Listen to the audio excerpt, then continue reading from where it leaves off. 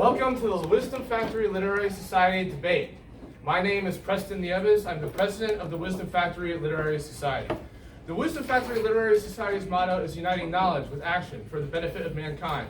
We pursue the values of wisdom, virtue, and victory to solve civilization's greatest problems and unite our greatest minds for the betterment of humanity. One of the ways that we seek to do this is by encouraging and engaging in the free and open discussion and exchange of ideas. This is what will happen today. We are going to be having a debate between people representing 4 different political ideologies. There will be a series of questions that each of them will be asked. The rules are as follows. Each debater has 2 minutes to respond to each question.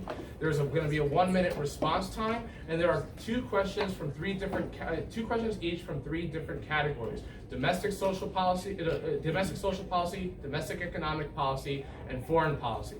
In addition, there will be a wild card question at the end that the debaters have not been made aware of about a matter of utmost importance to our society. We want all of this to remain civil. Anybody who is not civil and respectful of other people and their views will be asked to leave. We want this to be a professional and open exchange of ideas between people from a wide range of different political ideologies. With that being said, we will now introduce the moderating panel. I myself will be on the moderating panel. I've already introduced myself, so I'm going to go ahead and pass it to Jacob Cleveland. Hi y'all, my name is Jacob Cleveland. I'm a student senator here at Texas State. I'm a really big fan of debate and I'm really excited to see this. I host a podcast called The Sam Mo Show. I guess I'll post debate coverage on there. And I'm really excited to be here, and I'll pass it over to Nick. Thank you. Hello, I'm Nicholas, and I'm the president for Young Americans for Liberty. So, here you go. Okay, all right, and next up, we're going to have our debaters introduce themselves before beginning the debate. So, Mr. Halter, we'll start with you. Yeah, we got it set up. Okay. Howdy, comrades and liberals. I'm Colton Halter. Many of you probably know me. I'm an economics major with minors in Spanish and political science.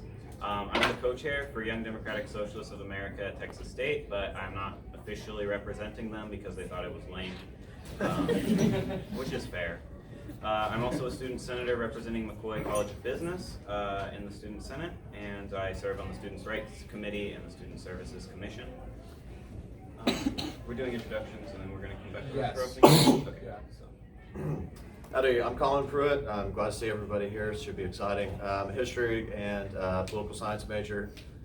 Former president of College Republicans here, and now with the State Board of College Republicans. I'm here sometimes at Texas State, and then go out to different cities throughout the state to do political consulting on the side. I'm really glad to be back here in San Marcos with fellow Bobcats, and really excited to have a fun debate. So. Hi everyone. Thank you so much for coming. I'm not going to bore you guys with a super long introduction, but my name is Kayla Thompson. I'm a sophomore here at Texas State. I major in political science and philosophy with a minor in political communications. I've basically been involved in politics since I was a little girl growing up in New Jersey. So I've worked on numerous campaigns, and I'm just here representing myself. Hi everyone, my name is Catherine Wicker. I'm a first-year master's student getting a master's of public administration. I currently serve as the state president of Texas College Democrats, so we oversee over 20 college campuses and their operations. Most weekends you find me traveling to those chapters to participate in their events with them and help them organize in their local cities. In addition, I serve as the director of student services for student government, which is a nonpartisan capacity that I work in. I'm excited to be here with everyone tonight.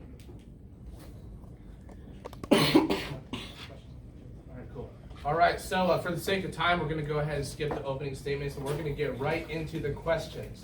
All right, so Jacob Cleveland is going to be asking domestic social questions, which is our first category. Reminder, every speaker has 2 minutes to answer the question and then 1 minute to respond.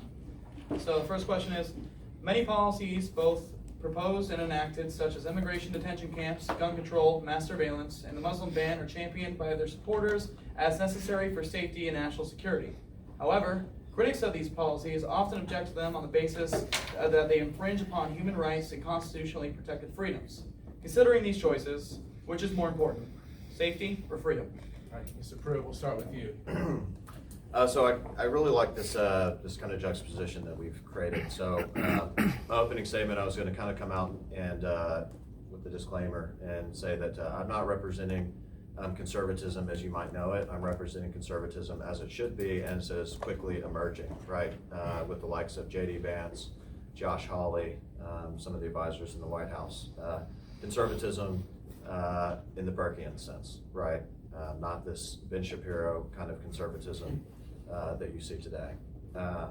So I guess the safety versus liberty, there's a quote from Thomas Jefferson kind of concerning this, saying that you should never give up your safety for your liberty. And I understand, but I don't think that they're juxtaposed against each other. I think you can have a decent amount of liberty and also be safe. For example, I think that too much liberty on the issues of, say, drugs, for example, can hurt and it can infringe on other people's liberty, right? It can destroy communities, homes, and entire civilizations if you allow it to, and it's destroyed several states. So I do think there's a role for government in preserving safety.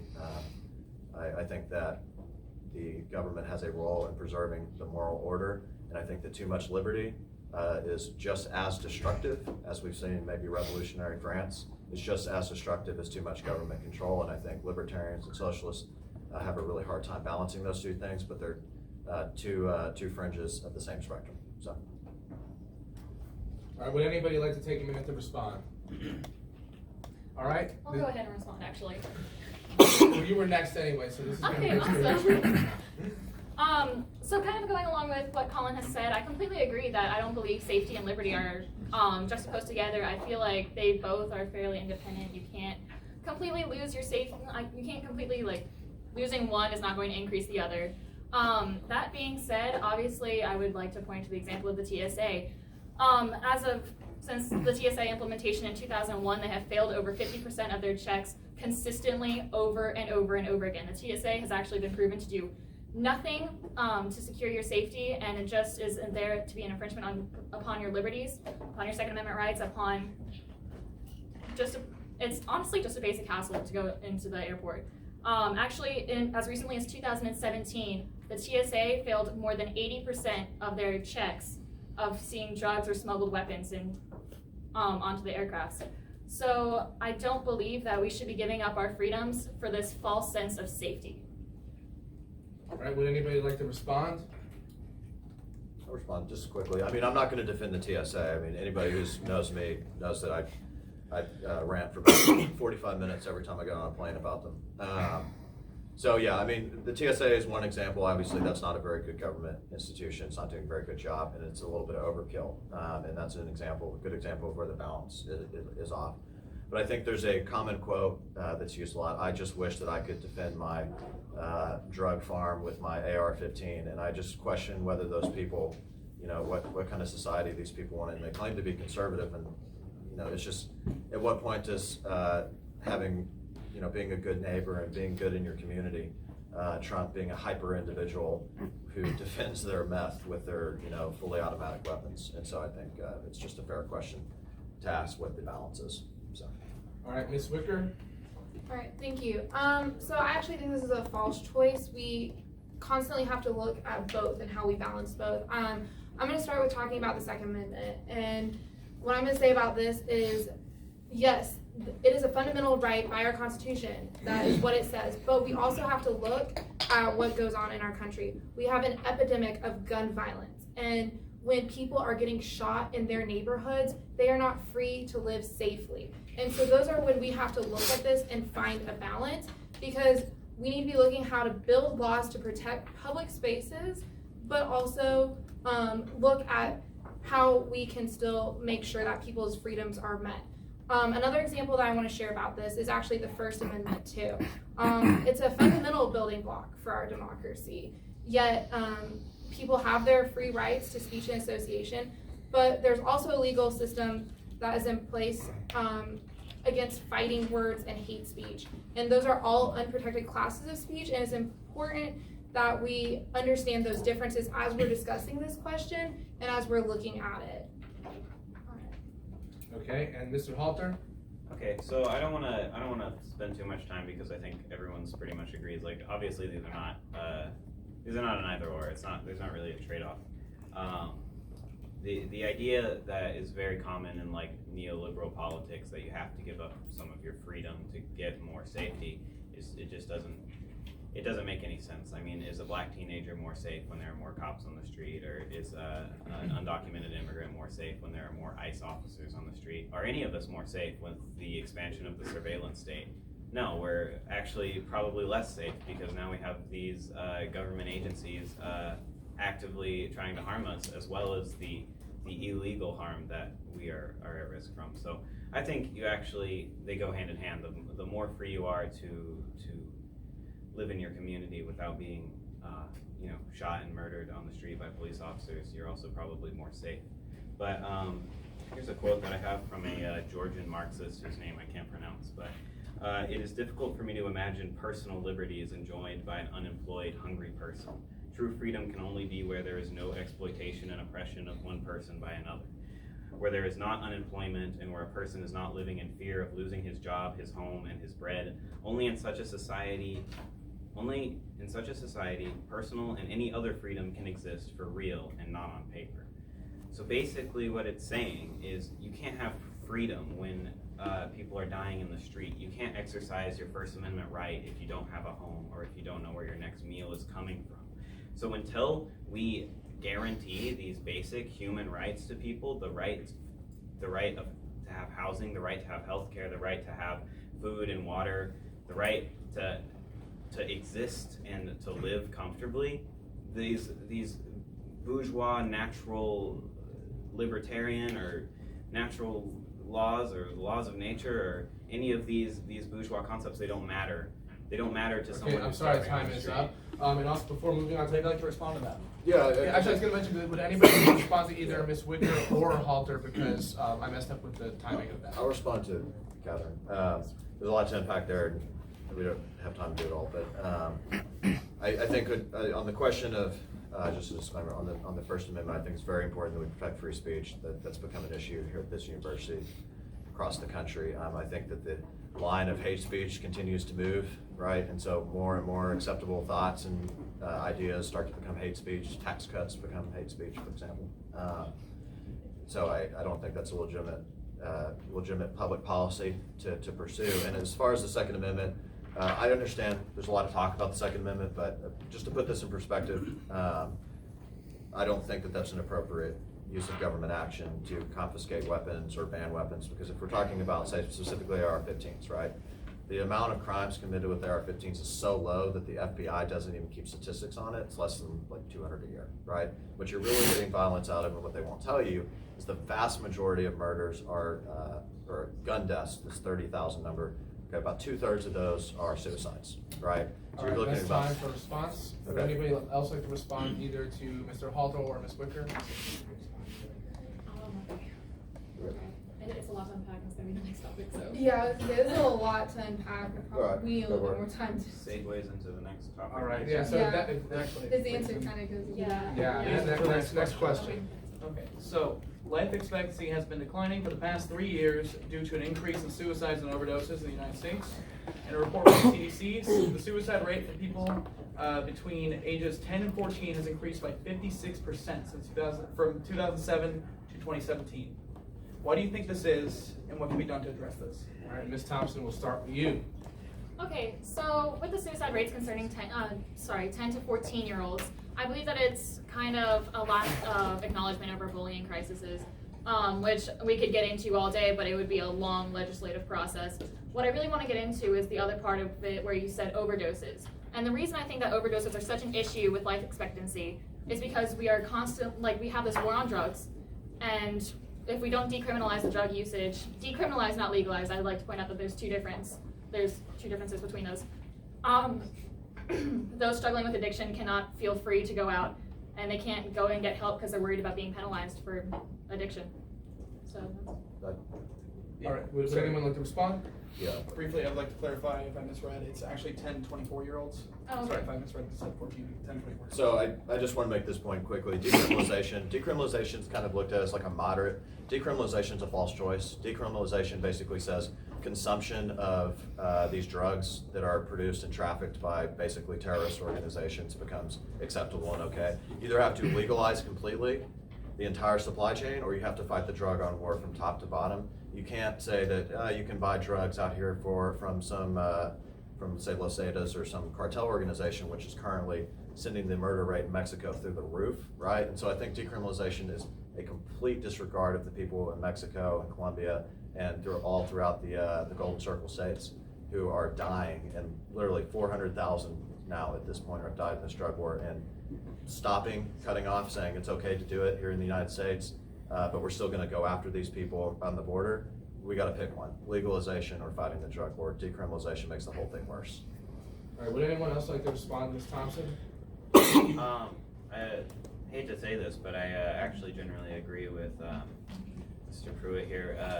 Decriminalization is a half measure that doesn't fix the real problem. We need full legalization of the entire supply chain to cut off the cartels and actually tackle it as a public health crisis that it really is.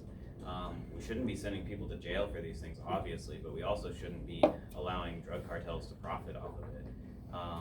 So we need safe, legal, and regulated drug production and consumption if we're really going to stop this overdose crisis. Disclaimer, I'm not for legalization whatsoever. We agree that it's got to be one or the other. I'm very much in favor of continuing the drug war and actually acting. Okay, we're going to move on to the next speaker. Can I actually just clarify a quick point that I made?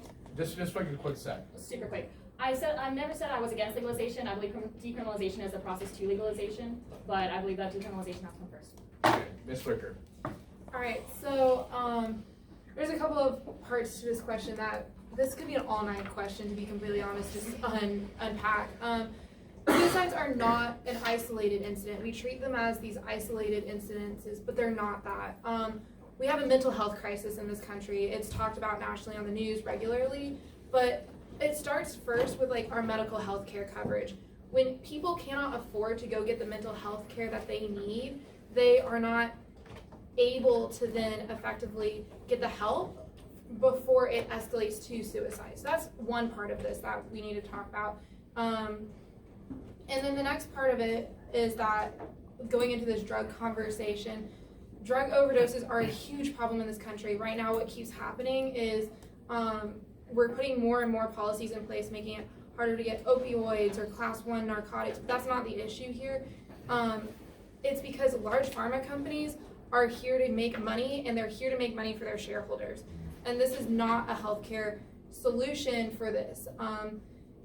If people get sick from this, they just keep going and they're saying, oh, drugs are the issue. We need to be more and more careful. That's not it. We need to decriminalize and then make it where drugs are legal. Because to be completely honest, the war on drugs, America made. And that's a much longer conversation, but because we criminalized all these drugs, that's where the war on drugs started. And once we make drugs legal, we're going to see a lot smaller of issues with the war on drugs. But that's a whole nother topic and longer conversation. So. Okay, would anybody like to respond? Oh, all right, moving on to Mr. Halter. So, I mean, we've discussed the drug legalization issue, I think, enough, but what we need to talk about is the root cause for these deaths, for what they really are. They're deaths of despair. And the reason people are in such a mental state that they are overdosing on opiates or they're taking their own life is because of alienation under capitalism. Doctors overprescribing opiates to people is because of the perverse economic incentives that they were given to prescribe these things. And the reason people are going after them is because we live in just an awful, stratified, and lonely society where we're all these individual pods working away for wages where we see nothing that we create. And this leads to this what Marx calls alienation of the workforce away from what they create.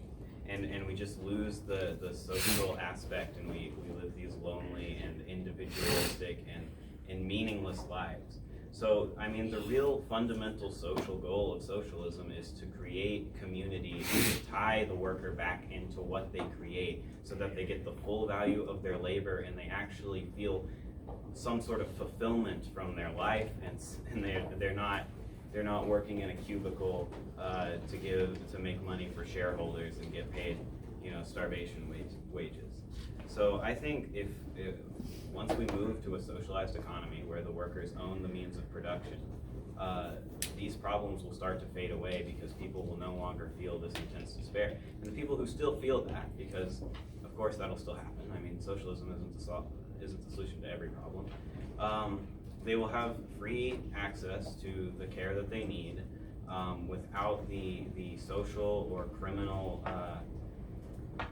sort of disincentives that we have now. I mean, people don't want to get help for drug addiction because they might go to jail, and rehabilitation is very expensive, and it's many people can't afford it. All right, Mr. Halter, that is time. Would anybody like to respond to Mr. Halter? No. All right, next, Mr. Pruitt. I hate to say it, but I actually agree with a lot of what he just said. I don't agree with the solutions, but I think this is the problem with the neoliberal libertarian economic model put forward by Hayek and Friedman. It's concerned completely. It's not concerned with outcomes at all, right? It's this idea that capitalism isn't the goal in itself. And listen, a true conservative, a Burkean conservative, rejects that notion. Capitalism, markets, they are a tool. They are something to get an outcome. And if the outcomes are not good, if the outcomes are manufacturing bases leaving this entire region that we're talking about that's fueling the opioid crisis, these are deaths of despair. This is what happens when you abandon a manufacturing policy, right? We don't have a manufacturing policy. Germany, Japan, China does.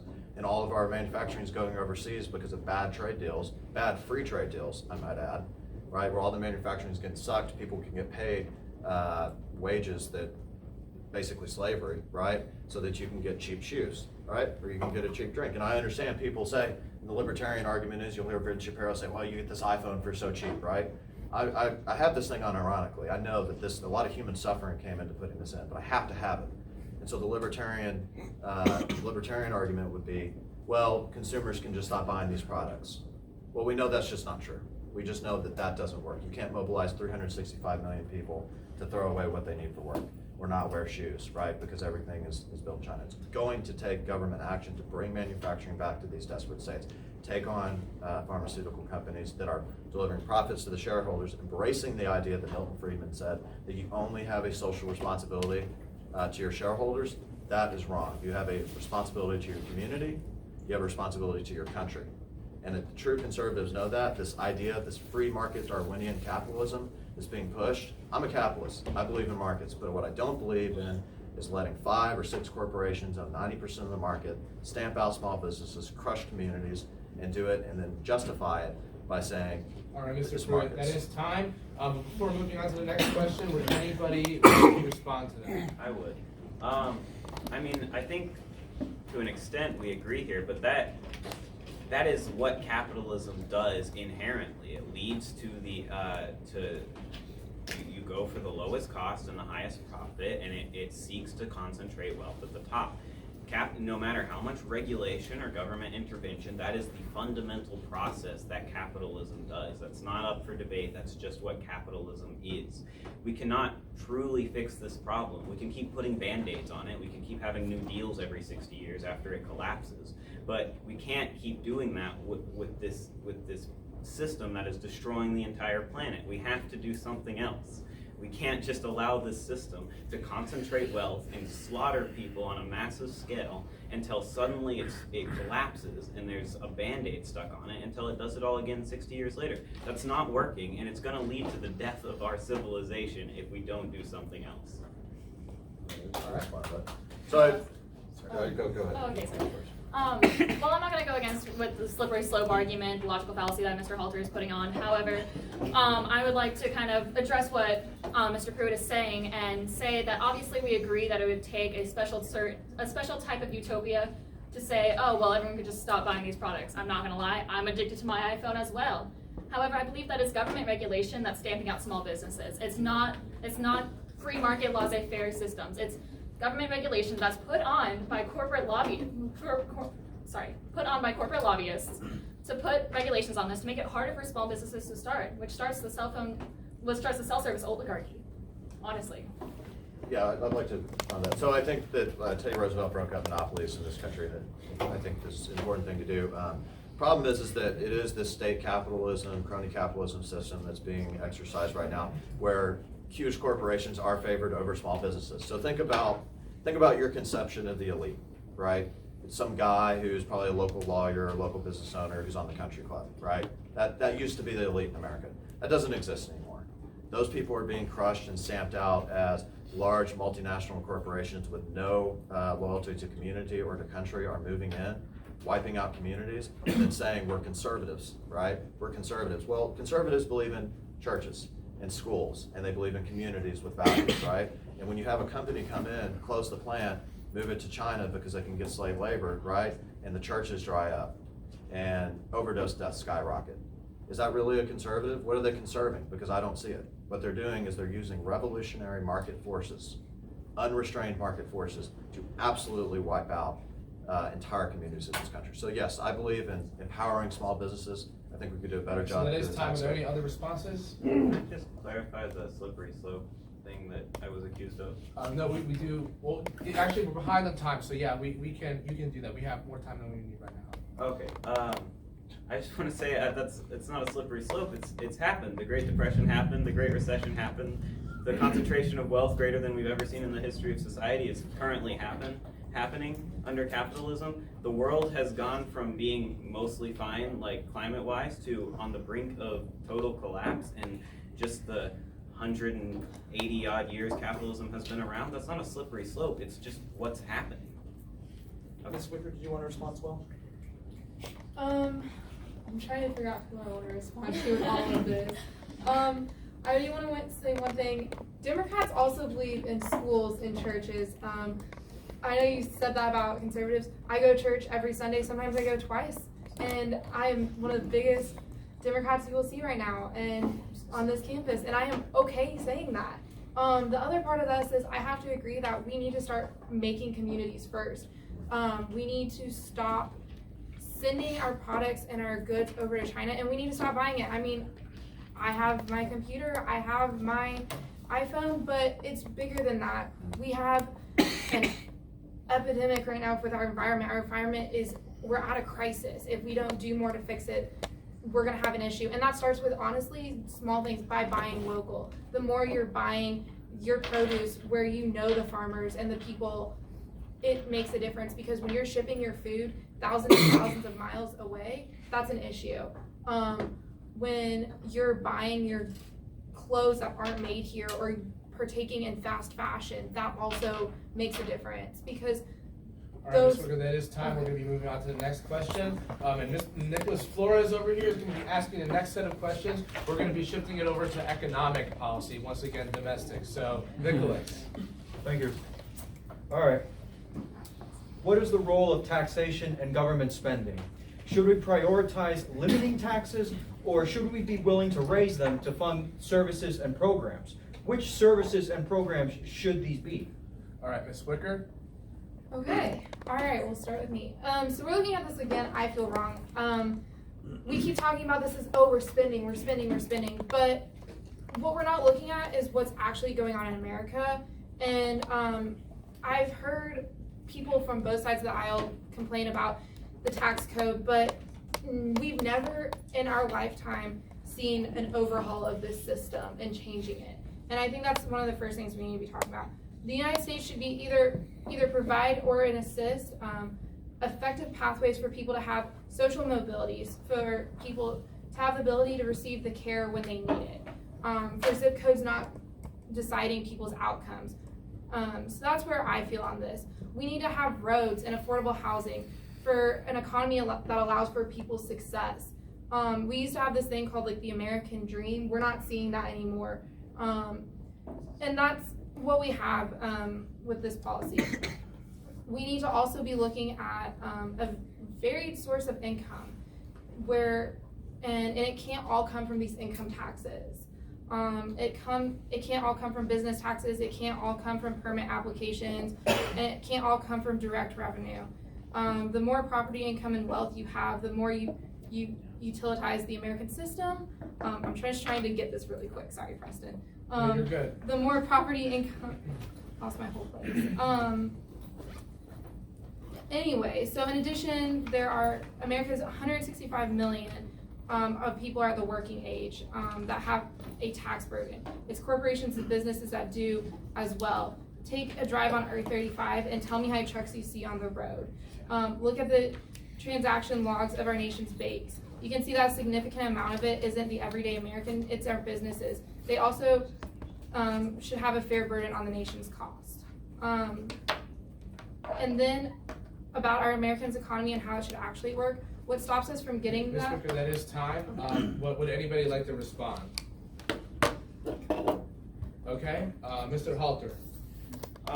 So this is, of course, a narrow and neoliberal capitalist framework to ask this question, but no offense to our lovely hosts, but I don't feel like a Marxist was involved in the making of these questions. But granting that we're working within a capitalist framework and we're worrying about taxes, say a socialist party has won, but not through a revolution, through an election, and they have to take things slowly. Taxation and government spending should be used by a socialist government to redistribute wealth from the top back to the workers from which it was extracted. So, of course, taxes should be on the rich. I don't believe, which a lot of left liberals and stuff will advocate for raising taxes across the board. I don't think people making, I don't think the working class should have to pay taxes at all because, I mean, they are producing wealth of that this country is using and they are entitled to all of it. But the capitalist class, the one that exploits and extracts wealth from the workers, should have to pay their fair share, and it should be used to redistribute it back to the working class. And the way to do that is, it could be through direct financing, UBI, for example. But generally speaking, it would be through expanding infrastructure, providing housing, providing the necessary things for people to survive, so water and food, and the infrastructure people need. And that would be the case until the capitalist class has either been taxed out of existence or there's some other social upheaval that allows the workers to take back the wealth that they create.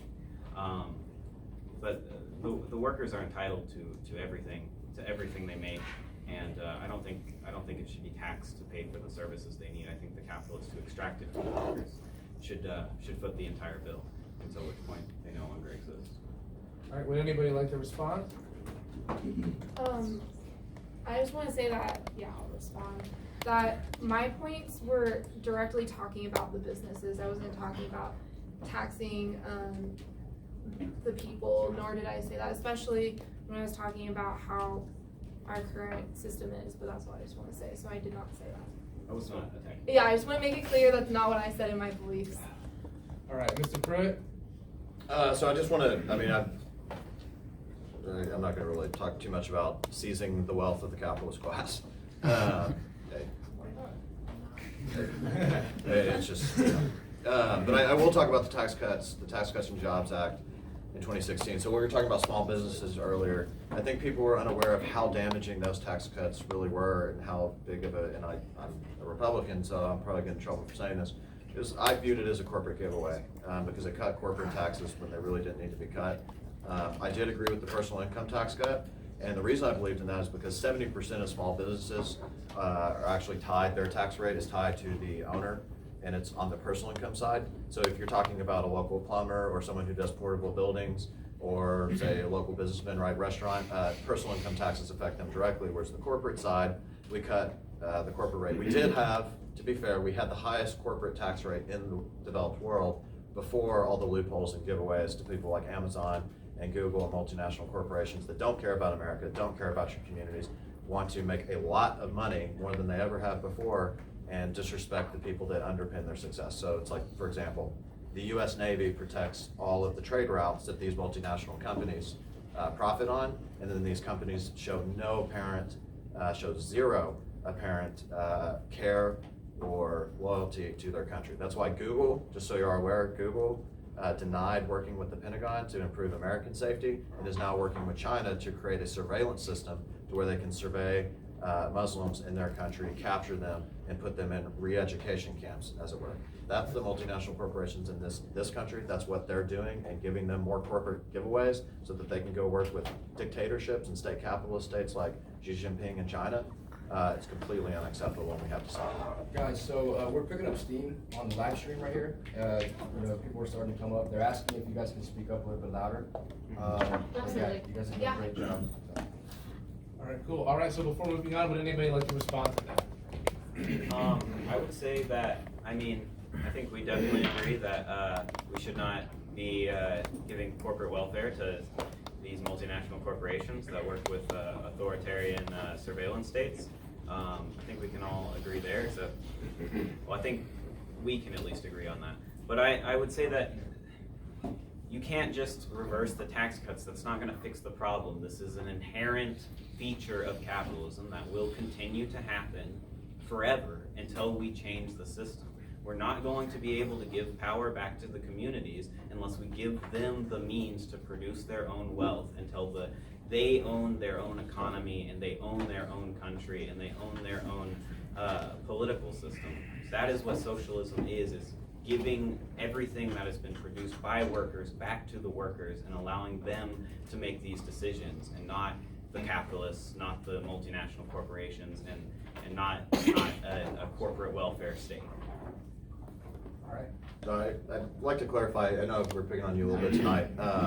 We agree on a lot of the same issues, but we have different solutions. But I just want to make the point, I hope it's not too harsh, but these people like Ben Shapiro and these Hayek people that just worship this guy, I think it's equivalent, it's cheerleading for China. I think that if you believe in free trade with China, if you believe in this kind of system that continues to put people in slave camps overseas so that we can have cheap pants, as it were.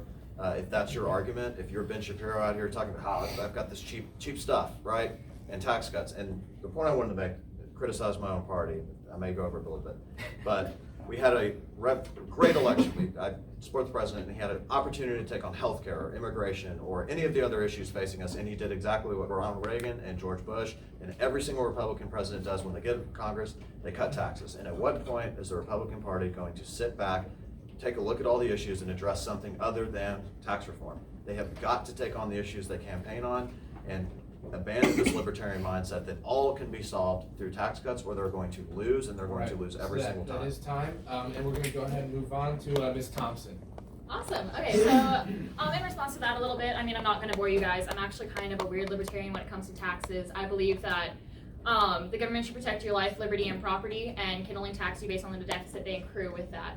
That being said, I don't necessarily believe in tax cuts. I believe that there needs to be a budgeting reform, a strong budgeting reform, because I understand that again, this is where my practical and ideological side take a little detour, take a little separation, but I understand that not that in my perfect ideological world can't be how it always works in real life, at least right now. So that being said, I don't always agree that tax cuts are the answer, because I believe that they're only temporary, they're not actually going to last, they're not going to make sustainable change. What we need to do is we need to address budgeting, and we need to address how our federal government is dealing with its debt right now. Can I respond?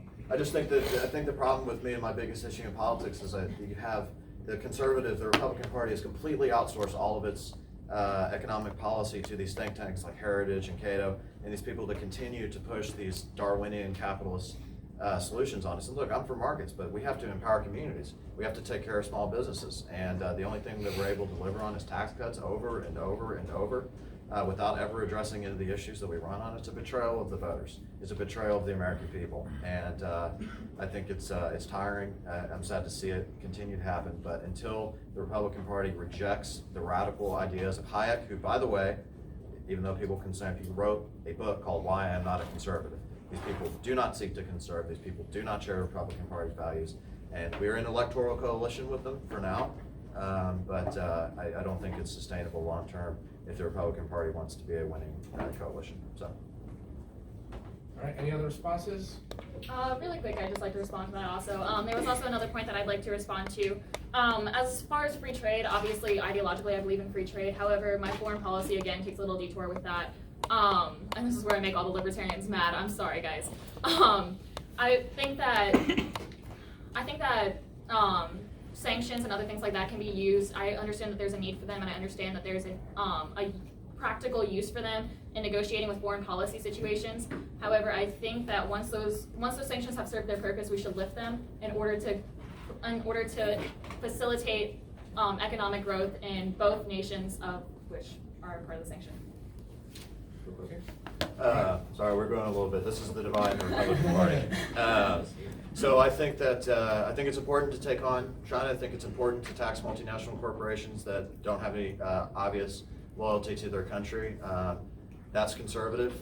People, and that's the point I'm here, and that's the message I'm trying to get out. People think that unyielding, undying commitment to free trade is conservative, and it's just not. That is not what Burke meant when he set out to write conservatism.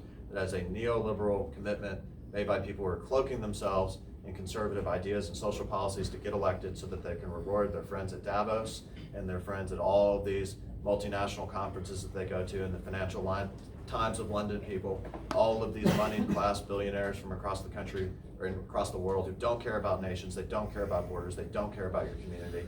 They're not conservatives. They are libertarian at heart, neoliberal really, and they do not have your interests in mind. And the issue with China is one of the greatest examples of people betraying human dignity for profit. So. All right, so we're going to go ahead and move on to the next question. Nicholas? Yes. Since the Occupy Wall Street movement in 2008, there has been a lot of public frustration based on the idea that capitalism is rigged in favor of billionaires and multinational corporations. However, many of the solutions proposed have involved expanding government power and increasing regulation, something that could be harmful for businesses. Who should the public trust more to make economic decisions in the best interests of the U.S. economy? Corporations or the government? All right, Mr. Halter, we'll go ahead and start with you. I'd just like to say it's quite funny that you think the only two options are corporations or the government. So also, slated there, I would say I am in favor of programs that are harmful to business. Business is by definition the enemy of labor, so anything that harms business by definition strengthens labor. It's also not an idea that capitalism is rigged for these people, these multinational corporations and these billionaires. It's by definition rigged for these people. You can say whether or not you think there should be regulations to make it a little less rigged for them, but capitalism by nature accumulates wealth at the top, and those people at the top are always going to benefit from capitalism. The rich get richer and the poor get poorer. But there's also a reason to be wary of expanding government power. I mean, the government are the ones that put people in concentration camps and kill black teenagers on the streets, and I don't think they should necessarily be trusted with all the power. There is a third option, however.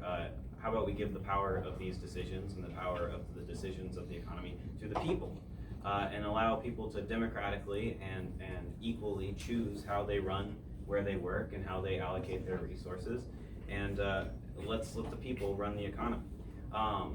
Many socialists don't think that there should be any government at all, and that the people can adequately allocate these resources democratically amongst themselves. I don't necessarily go that far, but I think the government should simply be a tool for the people to democratically choose how the economy and how their government is run, and that should be the role of the government, is to facilitate people to own their own lives and to own the economy. So giving more power to the government is not necessarily something that socialists or socialism advocates for. Socialism wants to give power to the people, and some socialists think the best way to do that is through the government, but others think it's directly through the people. But it's definitely not to give powers to the corporations, because by definition, they're going to exploit labor, they're going to advocate for billionaires and multinational corporations, and they're going to do everything they can to get as much money out of the workers as possible. That is time, but would anybody like to respond? All right, we'll go ahead and move on, Mr. Pruitt. Okay, so I'll just start off by saying that this is, so it's working in politics. So corporations and governments aren't pit against each other. Corporations and governments are making these decisions together. That's what crony capitalism is. That's what you've got in Washington, D.C. The president calls it the swamp. It most definitely exists, right? You get someone like AT&T to come in, donate a couple $1 million to a PAC over time, and decisions suddenly, they go AT&T's way, right? And that's just the way our system works currently. So I want to get back on the message that we have to empower small businesses, right? We have to create an economic system that doesn't benefit large, big tech multinationals, big finance multinationals, We need to empower markets and small businesses because that's where innovation comes from. That's where businesses thrive. That's where great communities can be formed around schools and church and community and the Chamber of Commerce locally, right? What I don't think, I tried not to address too much of it, but I don't think that business is by definition the enemy of labor. You have to have someone, obviously you have to have socially responsible businesses to the extent possible, but if you put all the businesses out and just confiscate the wealth, there'd be nothing being created. Poverty would be rampant. This idea that there's just benevolent people that are going to share their wealth in an anarcho-socialist state, it's hard to respond to because it's a little bit goofy, no offense, but I mean, it's just, people are not that benevolent. People generally are greedy, and that's why the government exists. That's why you have to have constrained forces. But capitalism still is the best tool for creating wealth, but sometimes, yes, there are excesses to anything. Right now, I think that we're dealing with a little bit of excess in some places, but it can be constrained. Torching and blowing up the entire system for some kind of utopian revolution isn't the solution. All right, would you like to respond? Yeah, I did preface that I am not an anarcho-communist. I don't think that an anarchist society is necessarily possible. Definitely not in our current framework. I don't think it can happen immediately. I do believe that there is some role of the state to keep things fair, but it should be used as a tool of the workers. And if there are, you talk so much about how you're in favor of community, and I think socialism is very much empowering communities. But why, if you're so in favor of community, why shouldn't the community itself collectively have control over its economy and over how it works? Why should the factory over there, why should one person own it and collect the excess value from the workers? Why not the workers own that in their community? Would that not build a stronger sense of community if the things are communally owned and operated? I mean, I don't respond. So, no, because it doesn't work. I mean, it's just like, look, if we could all own everything and we could just, we could all share the lawnmower in town and that would be fine. That would be great. And if we could all produce cars and give everybody a Ford, that'd be fine. People, the reason power accumulates, it doesn't matter whether it's feudalism, tribes had chiefs, people, they stratify. There's some people, it's just the reality, some people work harder than others, some people don't perform as well. I talk about community because I'm talking about community tied to a Friday night football game, a Sunday morning church, right? I'm talking about a Chamber of Commerce that cares about its community, cares about the local hardware store, for example, right? Maybe it's not a good thing that Walmart comes into your small town, shuts down the local grocer and moves out, right? It's not a good thing that Lowe's can come in and put all of the hardware stores out. But why is that possible? Because we have a tax code and we have a system of government that encourages that, favors corporations over small businesses. That's not capitalism as it's supposed to be. That's not markets as it's supposed to be. What we need in this country is we need a tax code and we need a system of regulation that empowers small businesses because that's what empowers communities. Communities overthrowing the local factory owner and stealing everything he has and driving around his Mercedes for the next 10 years until everything breaks down and it can't be replaced because there's no businesses or skills. It's not possible. Mrs. Wicker, would you like to respond? To the question? Yes. Yeah. Okay. So I actually am gonna. Has Kayla respond? We skipped Kayla. I meant like a response. Oh no. Okay. Okay. Yeah. So, Ms. Thompson. Yes. Okay. It's like, so actually, there's just a lot here to decipher. So, basically, I do agree with Mr. Halter for part of it. I do believe that the people should be trusted to make their own economic choices, as a libertarian should. But I also do agree with Mr. Pruitt here. I think that entrepreneurship and small businesses are also a key to improving our economic state. I think personally, here's where I stick my foot in my mouth a little bit. Personally, I think that the stock market is a great compromise of this because it's communities giving power to corporate businesses by determining their wealth and value. But also kind of along those lines is, whoa, I just completely lost my train of thought, I apologize. There's just a lot here to go through. But yeah, I'm actually gonna open it up so they can respond and then. Okay.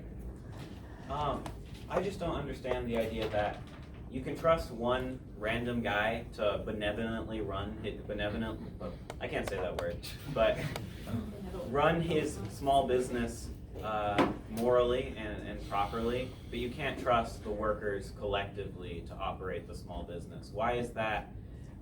How does that make sense? How can we trust one person to make absolute decisions for a company or for a small business especially, and not trust the workers to collectively make these decisions? We trust shareholders and corporate boards to make decisions collectively. Why not trust the workers to make the decisions collectively? Are we really saying that we think the people who actually produce everything that we use on a daily basis cannot make their own decisions, and they have to be guided by some capitalist sitting in his gilded office, and if they ever don't have this direct, constant threat of being fired and put out on the street, they won't make good decisions? I think that's a horrible thing to say about our workers and about the people who make our wealth. Yeah, I'll go ahead and respond to that. Yeah, I believe that you should have business owners because the business owners innovate, they invest, they make good decisions with the finances. I'm sorry, not every single person who works on a Ford production line is qualified to be making multi-million-dollar investment or multi-billion-dollar investments. It's a different set of skills. There are many different sets of skills. Skills operate differently within free markets, with any markets, right? It's just how things work. And so, yes, I don't trust the workers. Now, I don't trust one guy to make the decision by himself either. He's not. That's why we have a government that says, hey, Enron, you can't scam people out of billions of dollars, and that's why these people go to jail, right? That's why you have someone who looks over Wall Street. My issue with the libertarians is they don't do enough of that. They don't consider capitalism enough because there's an ideology that says you should be able to do whatever you want, whenever you want, regardless of the consequences. I don't agree with that, but I certainly don't think we should be going out here saying everyone on the Ford production line gets to make all the decisions with what happens with these billions of dollars. Are they going to vote? Is it going to be some kind of commune that makes this decision? Yes. So the different communes will trade, Chevys, and they will not have schools, and they won't innovate, and they won't trade, and it's the kind of society that you want to live in. You really have to question that is kind time. of thing. Were there any other responses? Can I respond? Yeah, you can respond to what they were saying. Yeah. Okay, really quick, I believe Mr. Pruitt has a false sense of libertarianism. I think he's confusing it with anarchy. We do not believe that you can do whatever you want, whenever you want, regardless of the consequences. That is just completely false, and I don't even have time to dispute that.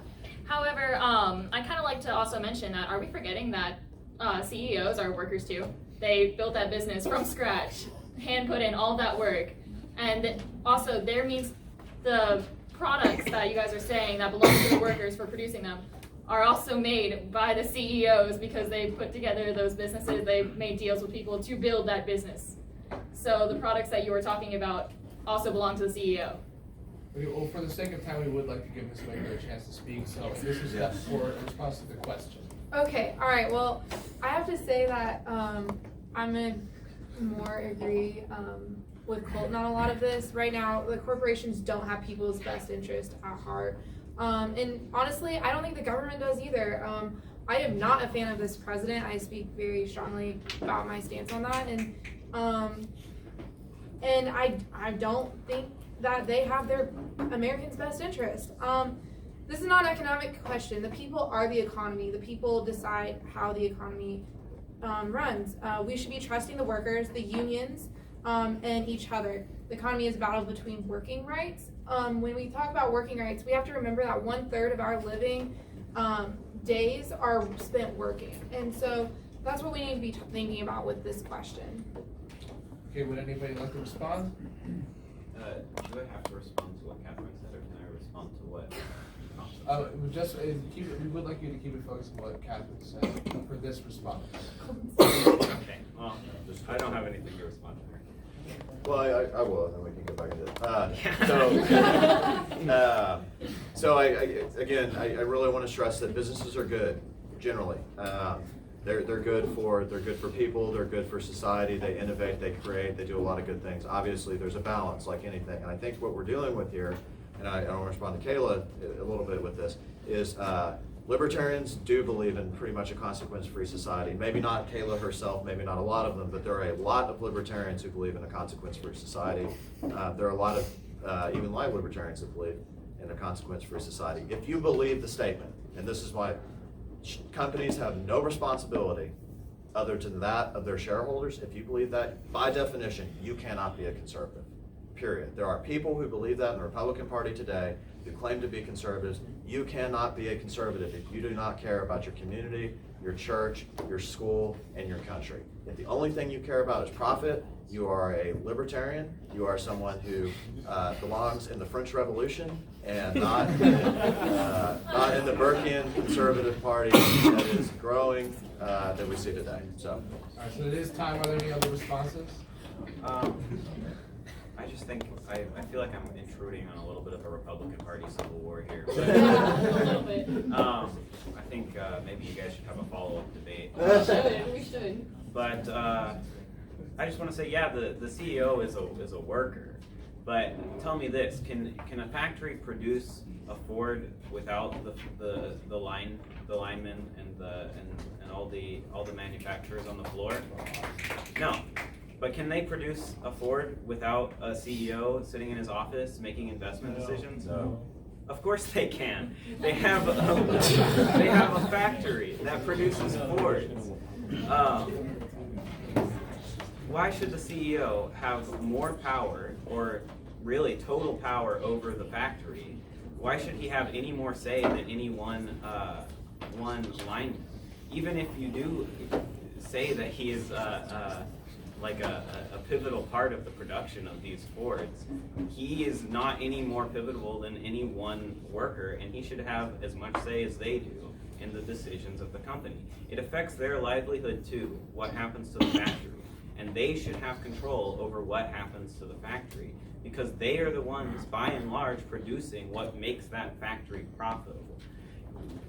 I also think, Kayla, not to pick on you for being liberal arts, but the CEO and the founder / owner of the company are not the same thing. The CEO may or may not have founded the company, but plenty of CEOs are hired many years later. All right, Mr. Halton, that is time. So the reason that CEOs and board members and these people exist, and listen, that's not fine and well. The reason I don't believe in what he says is because I like F-150s and not Model Ts, all right? And that is the difference. That's why you need board people driving innovation. Yes, they can seize the means of production, and we can drive free Model Ts until the end of time. But the problem is you need innovation, and honestly, you need someone to traffic the steel, and you need truck drivers, and you need these things to be produced.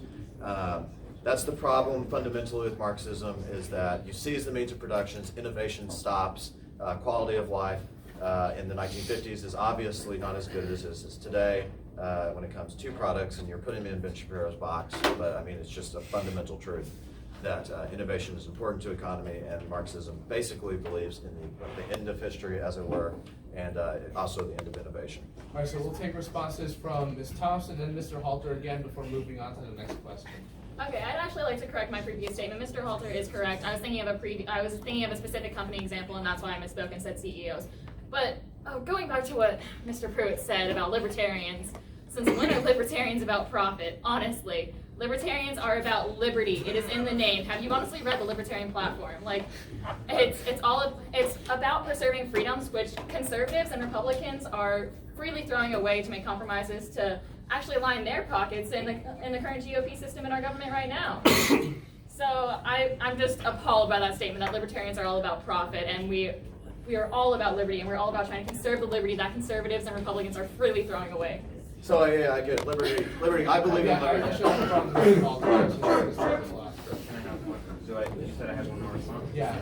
Okay, so I just want to say, quoting the end of history, something that is like the neoliberal slogan, and was created by a neoliberal to talk about the end of class conflict, is like, how can you equate that with Marxism? Marxism is the opposite of the end of history. Marxism is about historical materialism and the development of class conflict. It is the most historical ideology you can have, and it doesn't end innovation. I'm going to use kind of a nerdy example, but have you seen the things people create in Minecraft without any profit incentive? So people spend thousands of hours creating these massive structures and just all kinds of things with no profit incentive whatsoever. Clearly, you do not need a profit incentive to encourage innovation. People want to innovate, and they want to make society better just innately. That's what humanity is about. when we discovered fire, when we created the wheel, we didn't do these because of profit structures. I mean, early humans were not trading wheels with each other.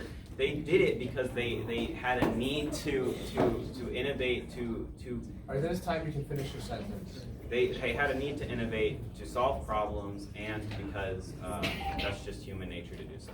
All right, so just to stay on schedule and hopefully have some time for audience questions at the end, we are going to move on to the next set of questions.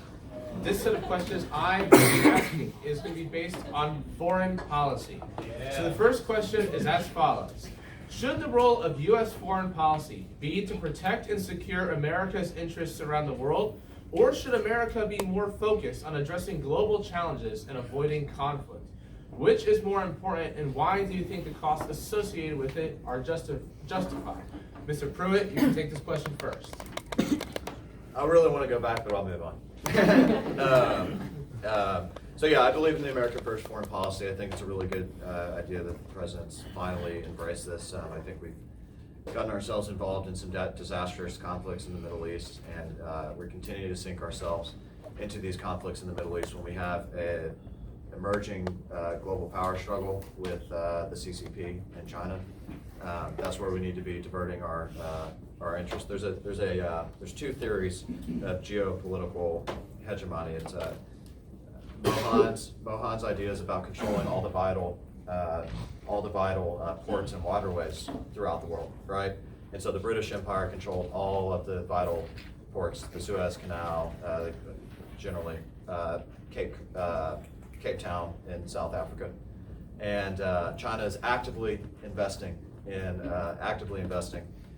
building up its navy and creating bases on those strategic waterways. The second is Speakman's Eurasian landmass theory. He who dominates the Eurasian landmass is the unchallenged power.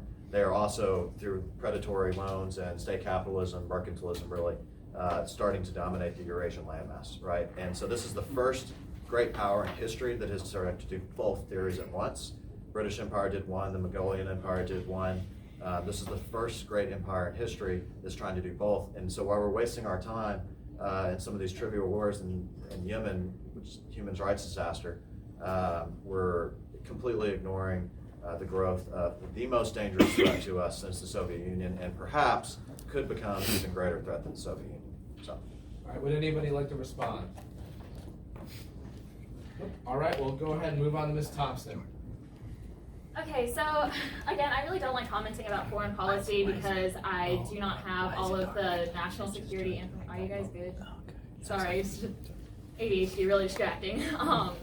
I don't have all the national security clearance. I can't say I would or wouldn't make the same decisions that other people have made if I were in their positions. However, I would like to say that I believe overall, in the sense of things, that we should protect American citizens, not American interests. American interest is different. We should do things that effectively relate to American citizens, and so obviously preventing World War III is in the interest of American citizens because it would directly relate to American lives. Other things like civil wars that we have no business being in. However, we're in a proxy war with Russia. I'm not for, honestly, I'm not for spending American taxpayer dollars on things that do not directly affect American citizens. Okay, would anybody like to respond? We agree for once. Yeah. All right, well, we'll go ahead and One move thing. on to Ms. Wicker. Okay, so I want to say I think it's important that we keep all options on the table with these conversations. The UN is in the United States for a specific reason. We are a huge player in foreign policy, and that is the reason it is housed where it is. I do think that we need to think about when we're talking about some of this stuff about like humanitarian crises and stuff. I do think part of it is with us being such a big player that we do have the job to protect people, and we do need to take that into consideration.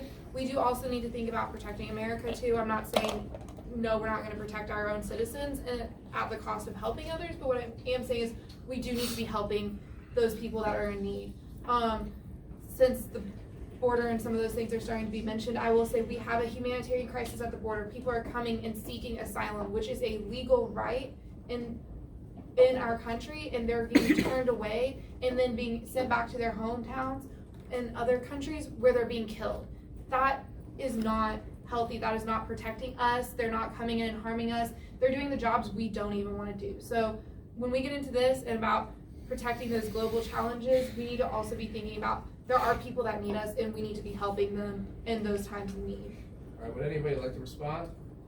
All right, foreign policy is surprisingly non-controversial. However, Mr. Halter, you've referenced Marxism multiple times. What does foreign policy look like, and why is it good for America?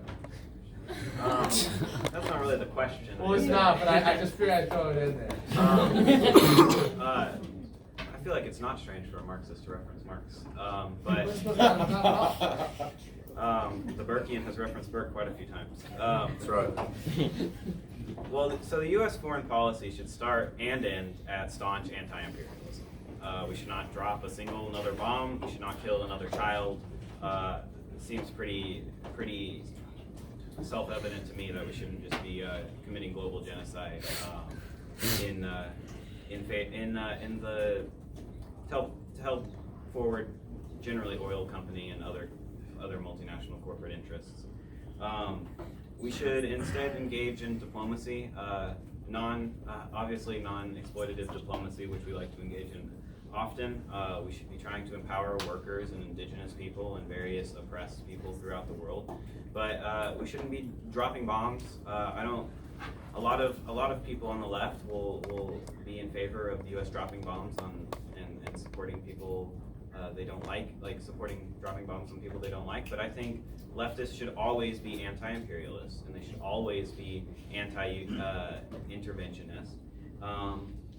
The only war that matters is the class war, and outside of that, the United States nor any other country has any business bombing countries and slaughtering civilians. And our military needs to be massively restructured. It needs to be reformed into a self-defense force only, massively disarmed. We should not have any of our military outside of the United States, and we should use it as self-defense and disaster relief only.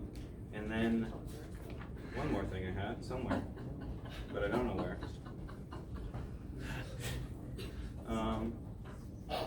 Well, I had something else I wanted to say, but I don't remember. Okay, would anyone like to respond? Yeah, let's try. We're all just like.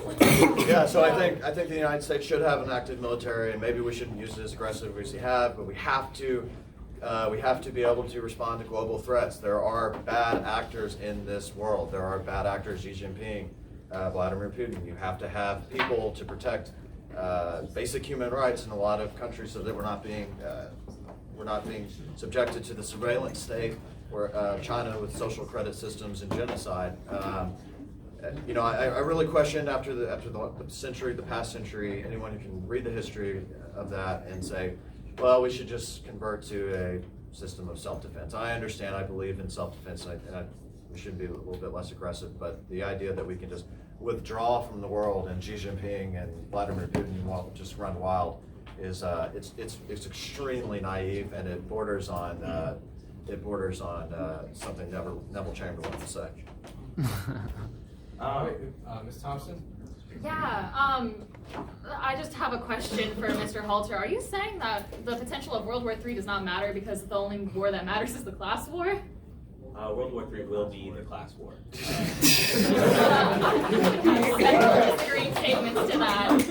First of all, I would say the slaughter of potential hundreds of billions of lives is a little bit more pressing and at least warrants a look into other nations and military intervention. Ms. Thompson, are you saying the class war will kill more, like 10 times as many people as there are on the face of planet Earth?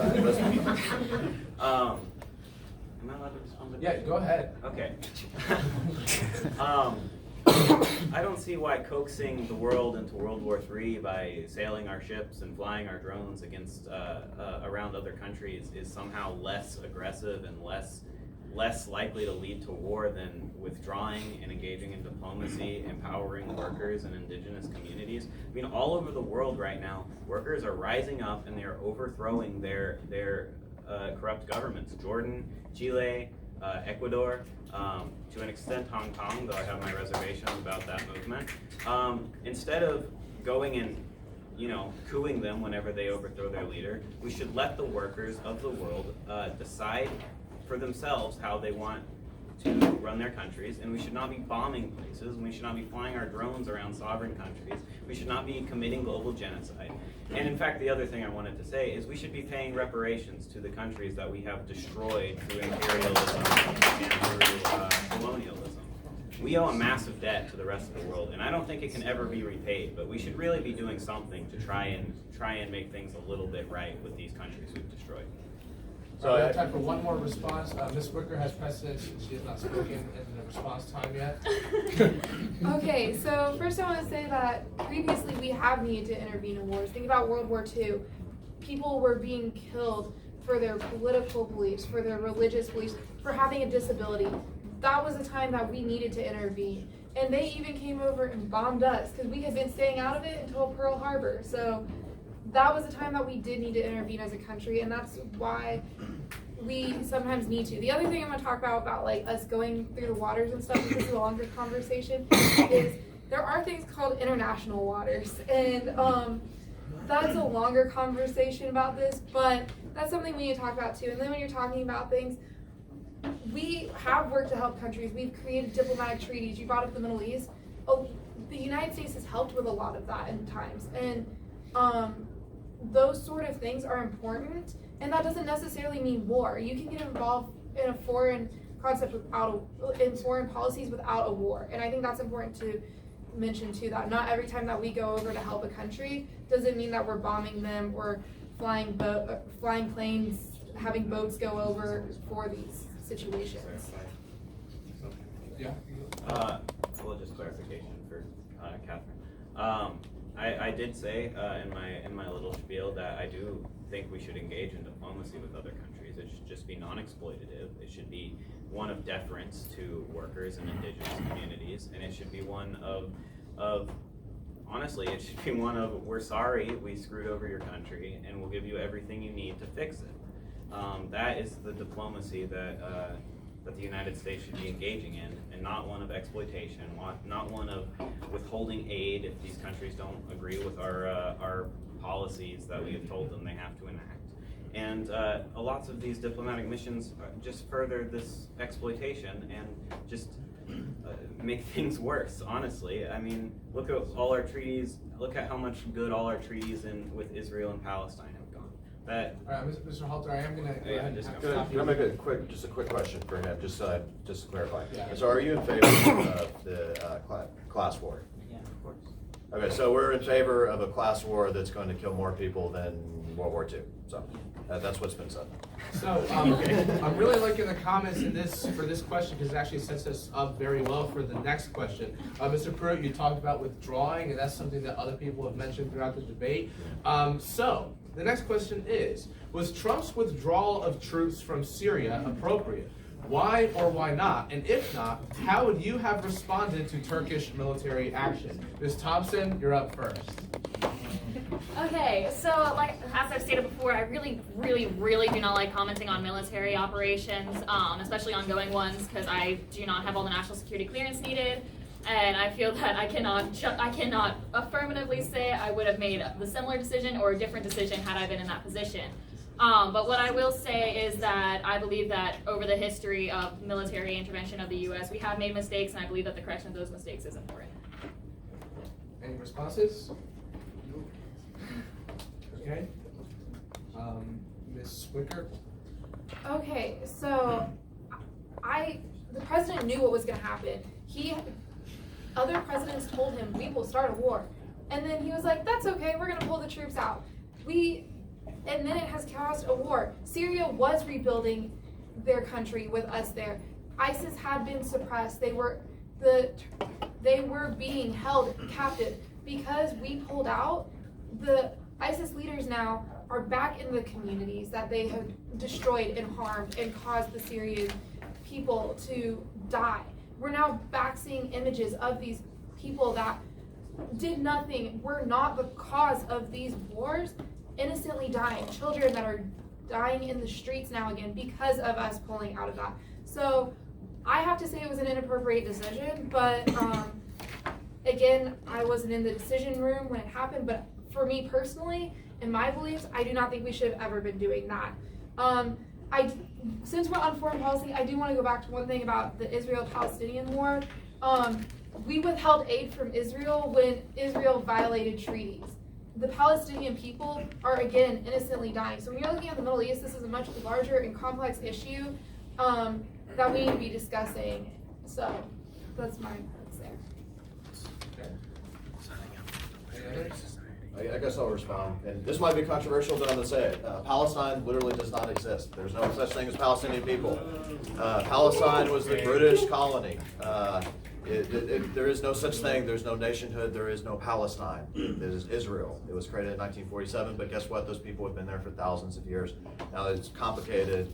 Different rulers, Ottomans, British, Sykes-Picot. Very complicated, but the idea that there's this long history of Palestinian people being oppressed, and their homelands being ripped from them, it's false. It's false. And what my question is for the BDS, for the anti-Israel people, for these people screaming out for Palestinian liberation is why are there 12 Arab states, 12 Arab Muslim states, many more non-Arab Muslim states, but the Jewish people cannot have one state, not one, a small state for their people. It's just a pretty simple question to ask, and I haven't heard it answered honestly, at least.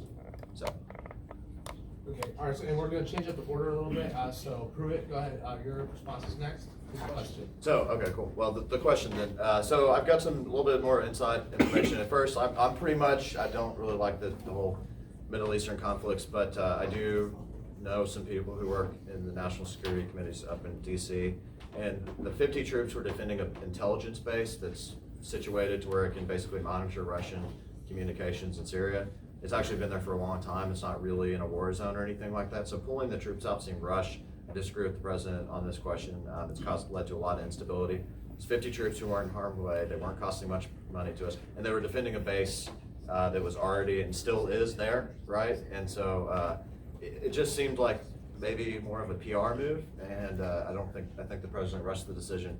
I think he made a bad decision. I think it's going to cost a lot of lives now. Again, but none of this would be relevant without us going in and destabilizing the region in the first place in 2003 with the invasion of Iraq. So these are we're arguing the details now, but this is a consequence of a fatal decision made in 2003 on bad information. So. Okay, all right. Any other responses? Or any responses to what Ms. Pruitt just said? All right, Ms. Wicker. Oh, I'm sorry, Mr. Halter. Thank you. I just want to come forward and say there is no state of Israel. There is only the state of Palestine, and the lands that have been occupied by a fascist ethno-state. But back to the question at hand. First of all, American troops should never have been there in the first place.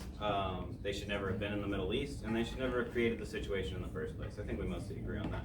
But in addition, we must be very clear. The troops were not withdrawn from Syria or the Middle East. They were not sent home. They were withdrawn from Kurdistan in particular in order to facilitate a genocide of a historically oppressed ethnic group who have only recently achieved self-determination, and they almost single-handedly defeated ISIS.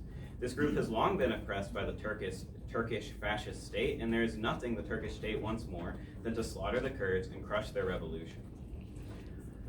However, I'm going to make some of my lefty friends a little mad.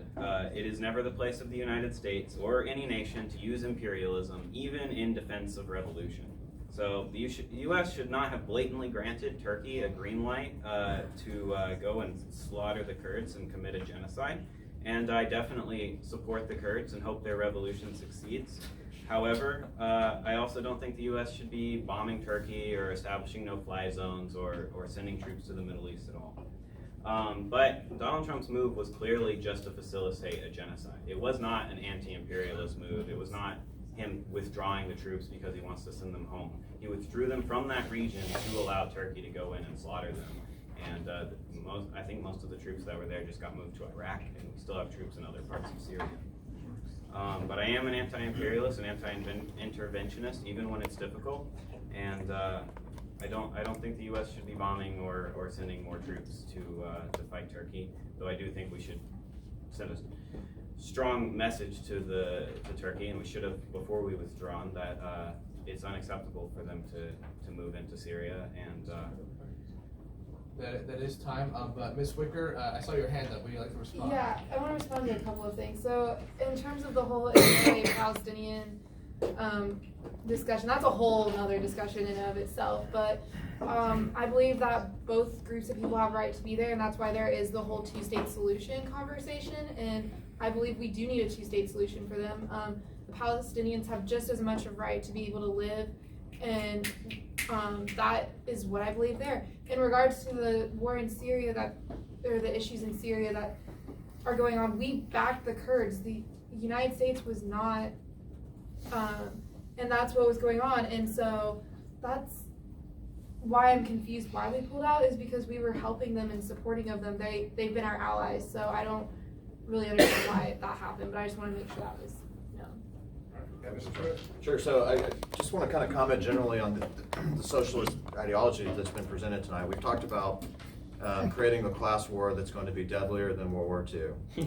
We've talked about the people who went through genocide in the actual Second World War not having a right to have a place to live because that would be some kind of fascist ethno-state. And apparently Turkey's a fascist state, so we use the term pretty loosely, apparently. And so I just think it's a dark vision. I think what's been presented is a dark vision of the world, what it is, what it can be, and who's living in it. And I think it's wrong. And I think I'm not surprised to see the left engaging in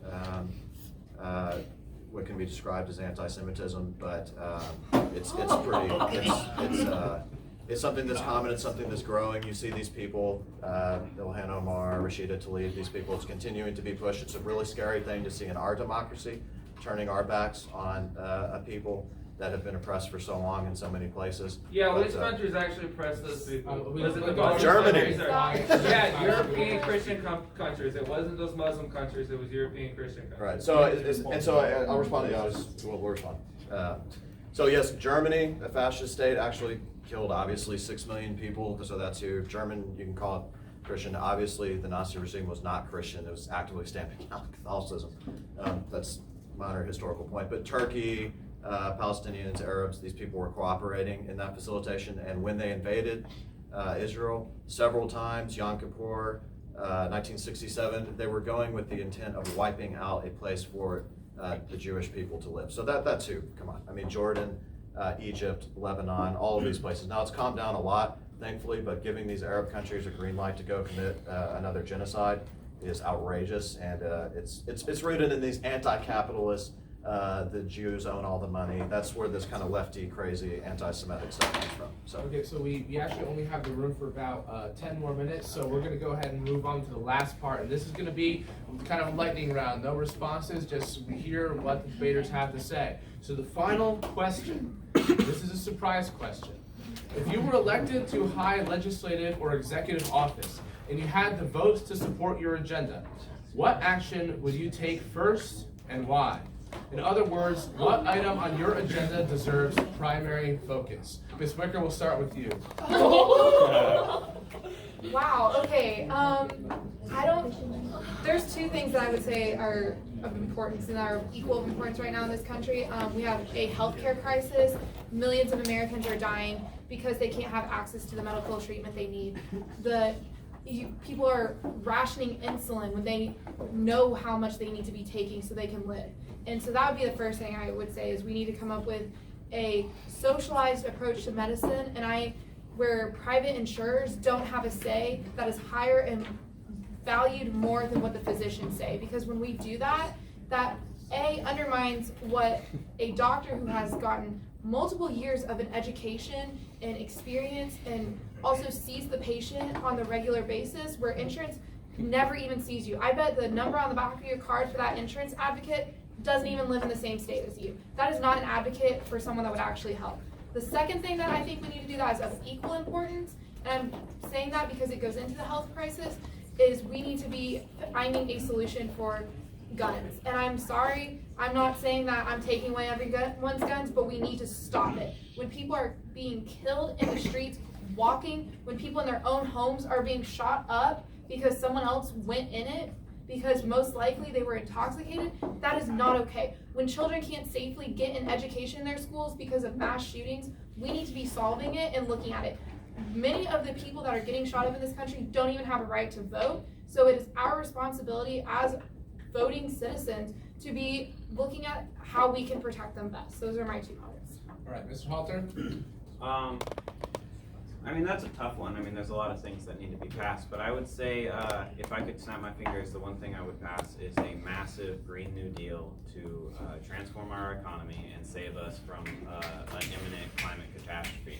There are many things that are just as important, if not more, but we can get to those things when we have time. We don't have time to protect the climate. This is imminent. We have maybe a decade left to transform our economy to stop this, and I think we should do that first so that we actually have time to solve the other problems that we're facing. All right, Mr. Pruitt? It's an issue that we didn't get to talk about. There's so many issues to take on, but I think one of the things that we've been working on for 30 years and we haven't been able to get done is smart immigration reform that stops cartels constantly trafficking. Now, 52% of business from the cartels is human trafficking women. It's extremely dangerous. More people died in Juarez, Mexico in 2007 than died in Baghdad during the surge. We have a war going on in our southern border in Mexico. You can see what's going on. The Mexican government's having to capitulate to narco-terrorism, and the United States needs to do its part by taking up Tom Cotton's DREAM Act, reforming, shutting off the border, reforming legal immigration, empowering our workers. That's the first step before we can talk about taxes, before we talk about anything else. We have to stop the endless tide of immigration. I respect her points earlier on her views on asylum, but sovereignty is key when we're talking about these things. We have to have a sense of nation idealism, and so I think immigration reform is the most pressing issue for the American people right now, and I think that the election of Donald Trump proved that. So. All right, and last but definitely not least, Ms. Thompson. Well, I have to say this question is exactly why the reason I do not plan on holding a high elected office. I would have to say that my main concern would be budgeting in the United States, because I believe that the government is being so fiscally irresponsible and setting us up for economic collapse once again. I believe that any tax cuts or any other legislation is only temporary, and we need actual budgeting reform and stronger budgeting standards for the U.S. government. Also, I would have to say my second main point would be reducing regulations on guns, because it is our. I'm sorry, Catherine. But it is our Second Amendment right, and we have to protect the freedom that the Constitution provides us. All right. So with that concludes the Wisdom Factory debate. However, we do have about 5 minutes left. So, Can I say something? Yeah. Oh, real quick, guys. So this was a presentation by the Wisdom Factory Literary Society, and I'm the founder and the president, and he put this thing together for you guys. And I'm sure that everyone had the same experience that I did. Like, this was fun, right? And we actually had a political conversation that was very civil. And I appreciate everyone restraining their passions just enough to let this thing go, right? Because I know how hard that can be. Me too. All of them said things, and I was like, there it goes, right? So, but that's what hard when you're the moderator. I know what you mean. Oh yeah, you guys did a great job. But that's what the Wisdom Factory does. We bring different ideas together because the truth lies in between all of this. And not only do we deal with politics, well, perspectives. You have to look at I respect your perspective. And so it's not only just politics. This was one, example of what the Wisdom Factory is about. We believe in, the Renaissance man, the Renaissance woman, politics, history, philosophy, mathematics, science, and all of these things, psychology. There's so much to learn. We need to bring all of these people together, and that's what the Wisdom Factory tries to do. So if you're interested in that, and looking to see what we can do for the next thing, for the next subject, please contact Preston or Rob or me. And that's all I have to say. Thank you. So with that being said, we took our time. Yeah, but that can be after. We're the last people with this room. Okay. So we do have time for like 1 or 2 audience questions. So I saw that hand first. Mr. Wicker, I just wanted to know, is there anything that President Trump has done that you agree with? Wow. Okay.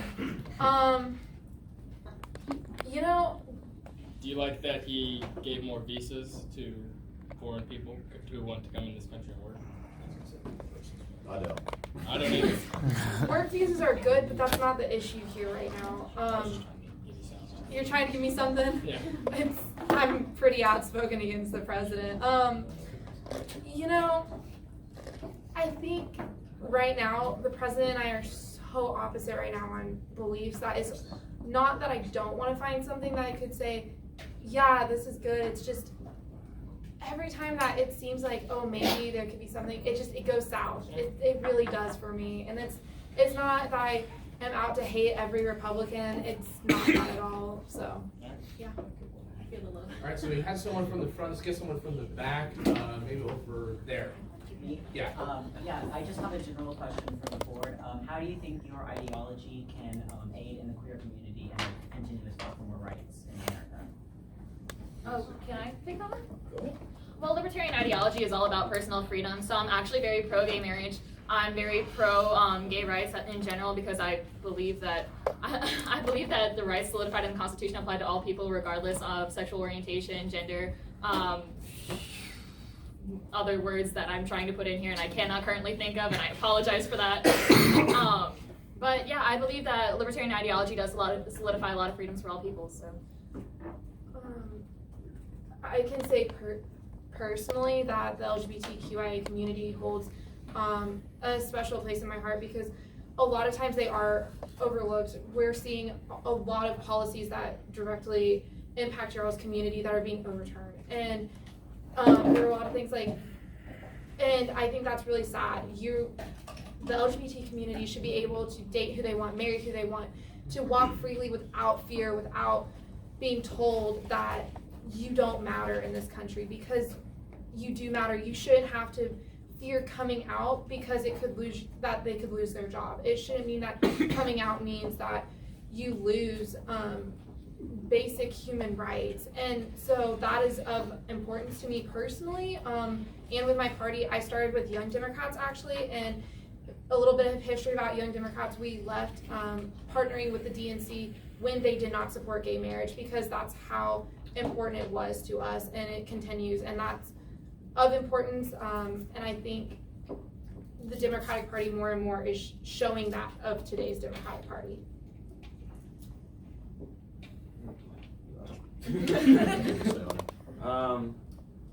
Well, I mean, socialism is the empowerment of all people, and especially the most oppressed of our society. Trans rights are human rights, gay rights are human rights, gender non-conforming rights are human rights. Everyone in the LGBTQIA community is a comrade as far as I'm concerned. But we need to... I'm so sorry. It would have been funnier if it was the Soviet national anthem. I got it. Continue. But we also need to reject this rainbow capitalism, neoliberal, just getting on it because now it's popular and using it to make a buck. We need queer liberation. We need to empower queer communities, and we need to reject rainbow capitalism and the sort of liberal fetishization of the LGBTQIA community so that we can have real power and real liberation. I guess I should respond since everybody else did. I guess to me, it's not probably going to be popular in this room, and certainly not with you, but I think that regardless, I support in principle people's rights to do what they want and be protected, but I am concerned as a conservative about what Senate candidate and presidential candidate now, Beto O'Rourke, he went on CNN and said that if a church does not agree to marry a same-sex couple, that they should be taxed. And I think, as we know, John Marshall said that if power to tax is power to destroy. And so my concern as a conservative is that the progressive ideology is weaponizing the government to squash out people that have the right also to not get on board with some of these progressive social values. And I think the churches do have a right to practice as they believe, and that people don't have the right, as they don't have the right to force you out of anything. You cannot force them into anything they disagree with, whether you like it or not. So it's quicker to say you hate queer people, but I mean... So we are now out of time. We need to start packing up. We only had the room tonight. It's quicker to say you hate. Let's give our debaters a big round of applause.